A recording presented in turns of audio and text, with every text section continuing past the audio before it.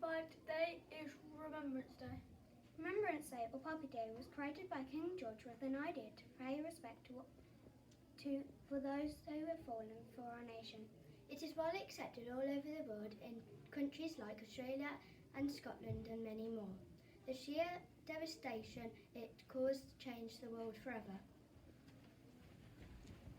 World War I, or the Great War, began in August 1914 at 11 p.m. Soldiers were quickly recruited in order to protect Belgium, who had been invaded by Germany. People said there had been many causes but there were two main reasons: the assassination of Archduke Franz Ferdinand and the alliances, which is an agreement for countries to fight for one another when in need. The assassination of Ferdinand, his throne, angered Austria-Hungary so much they declared war on Serbia.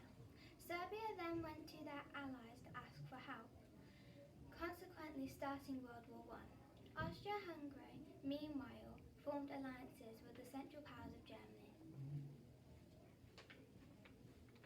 When the war was over and the guns fell silent, life was never the same again. Soldiers who lived were torn, and their families, who were most likely wounded, lost everything. The unprecedented levels of slaughter and carnage completely tore apart the country's economies, lives, and loved ones. Historians believe around 40 million people died, 21 million wounded, and 10 million naive civilian casualties. Germany and France's male population were down by 80%, ruining the country's current state. Soldiers originally going into the war believed Germany owed them.